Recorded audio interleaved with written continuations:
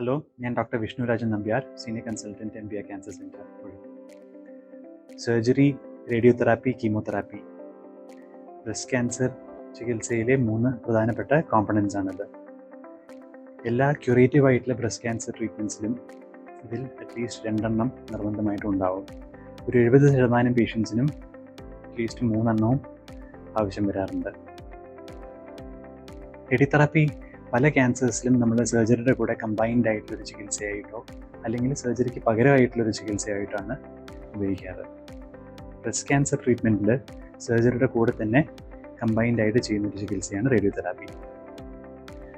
ഇതുകൊണ്ട് തന്നെ modern breast cancer ട്രീറ്റ്മെൻറ്റിൽ നമ്മൾ സർജറിയുടെ കാഠിന്യം നമുക്ക് കുറയ്ക്കാൻ പറ്റും.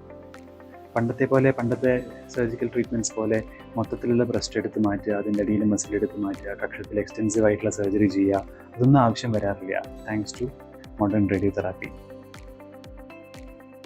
ഒരു വലിയൊരു ശതമാനം ബ്രസ്റ്റ് ക്യാൻസർ പേഷ്യൻസും ഇന്ന് ക്യൂർ ആവാറുണ്ട്.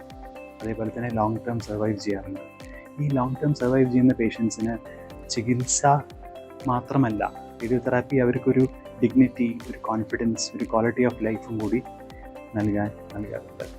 അതേപോലെ തന്നെ വളരെ ഒരു മൈൽഡായിട്ടുള്ള ക്യാൻസർ ട്രീറ്റ്മെൻറ്റാണ് റേഡിയോതെറാപ്പി. ബ്രസ്റ്റിലല്ലെങ്കിലും വേറെ പല ക്യാൻസേഴ്സിലും നമ്മളൊരു 3 വയസ്സ് മുതൽ 100 വയസ്സ് വരെയുള്ള പേഷ്യൻസിനെ ട്രീറ്റ് ചെയ്യാറുണ്ട് റേഡിയോതെറാപ്പി കൊണ്ട്.